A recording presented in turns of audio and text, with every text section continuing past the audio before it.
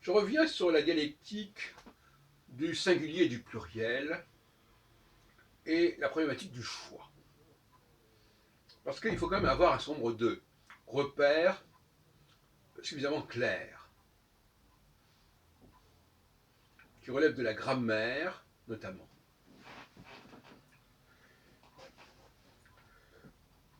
Il semble que le christianisme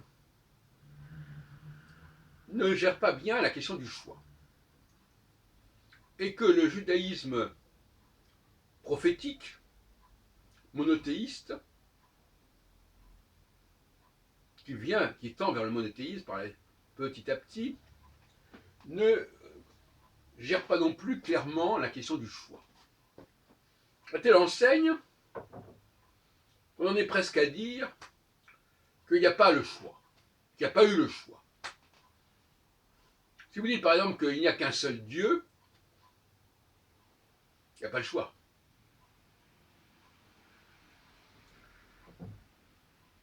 À la limite, vous pourriez dire aussi qu'il y a un seul peuple élu. Mais c'est une contradiction dans les termes. Puisque l'élection suppose le choix. Et personne n'ira jusqu'à dire qu'il n'y a qu'un seul peuple. Mais on ira jusqu'à dire qu'il n'y a qu'un seul Dieu. Alors que, quelque part, c'est comme si dans un couple on disait « Ah, il n'y a qu'un seul homme et il n'y a qu'une seule femme. » Il n'y avait pas d'autre solution. Ils sont seuls au monde, on y retrouve le problème dit d'Adam et Ève.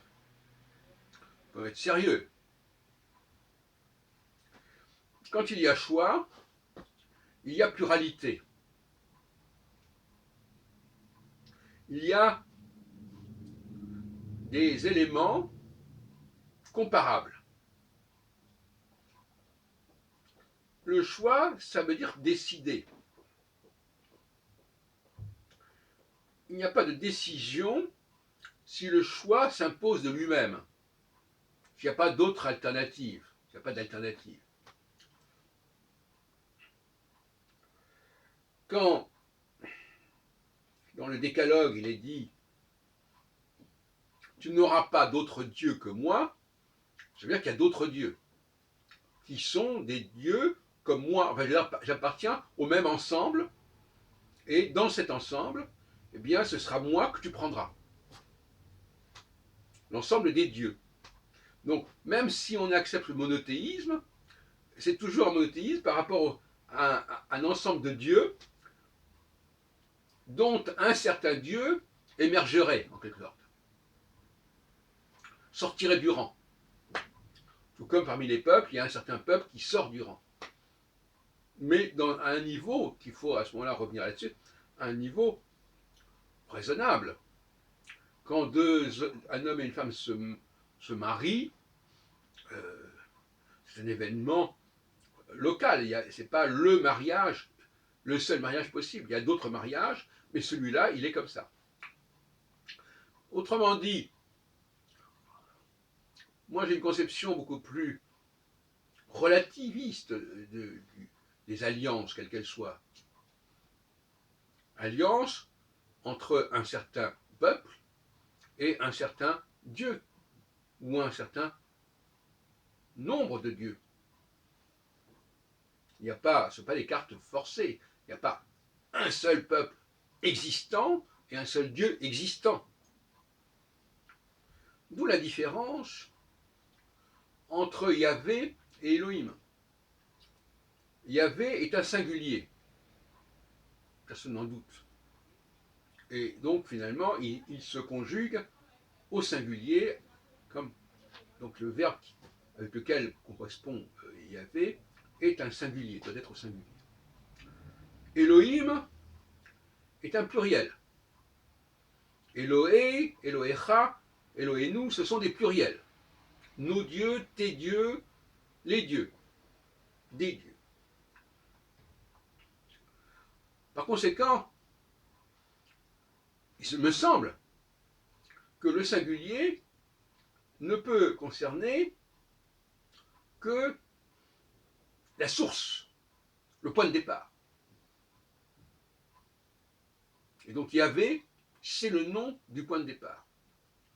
contrairement à ce qui est dit dans la Genèse, c'est pas Bereshit bara Elohim et Hashamayim et Haaretz, mais bara Yahvé et Hashamayim et Haaretz. Yahvé, celui qui est. Et inversement, quand il s'agit de s'occuper d'un cas particulier, d'un peuple particulier, on est là dans quelque chose de beaucoup moins singulier, et là on est dans le pluriel. Donc les Elohim, voilà, les Elohim sont en rapport avec certains Elohim,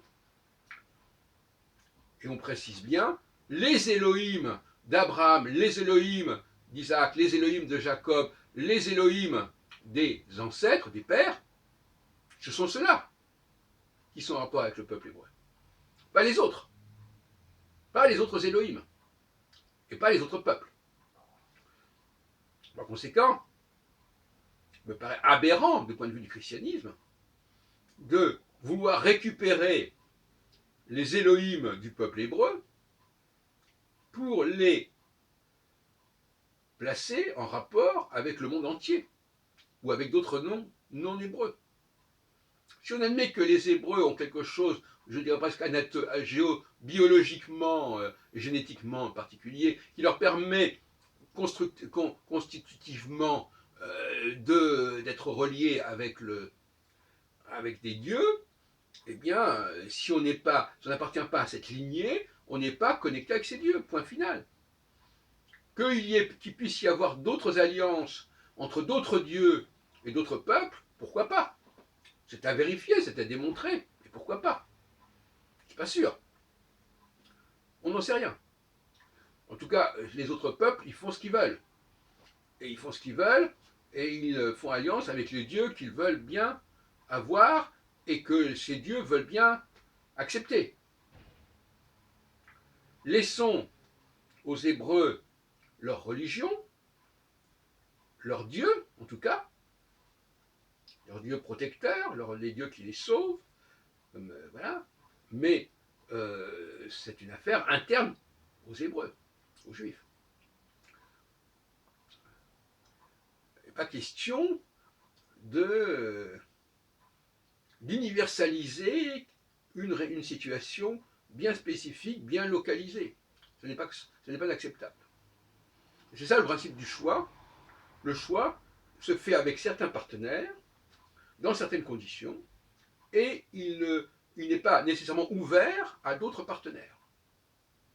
Pour des raisons qui sont quelque sorte congénitales, qui sont ancrées dans une histoire, dans un processus qui est très ancien, et qu'on ne peut pas modifier comme ça pour je ne sais quel fantasme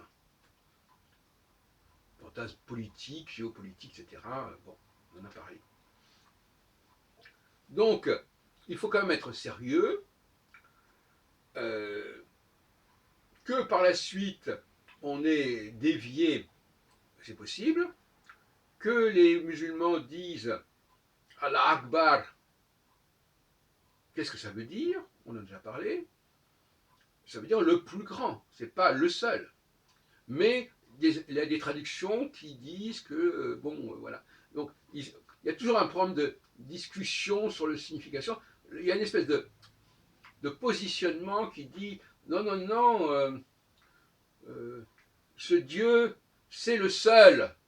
Pas le seul pour nous, c'est le seul tout court. C'est le seul qui existe. Comme quelqu'un qui dirait ma femme, c'est la seule femme qui existe. Ça n'a pas de sens. Il faut avoir une vision un peu plus anthropomorphique de la question de Dieu. Hein, il ne faut pas dire Dieu, il est unique, il est tout seul, voilà, il n'y en a pas d'autres, etc. Ça, c'est de monothéisme, c'est plutôt abêtissant qu'autre chose. Non. De la même façon, pour moi, les dieux, alors déjà dire les dieux, évidemment, c'est déjà une façon de dégonfler un peu le concept de Dieu. Et à mon avis, il y a beaucoup de gens qui se disent athées parce qu'on leur donne une représentation de Dieu qui est insupportable, qui est inacceptable. Peut-être que le polythéisme, au sens que je le définis, peut convenir davantage à des gens qui autrefois étaient athées. Donc, voilà, donc tout ça, c'est à rediscuter, c'est à renégocier. Et c'est important, les enjeux sont importants. Repenser la représentation de ce qu'on appelle la divinité, c'est aussi repenser le rapport que le public peut avoir avec Dieu, que les peuples peuvent avoir avec Dieu, et par conséquent, ça peut être un New Deal théologique.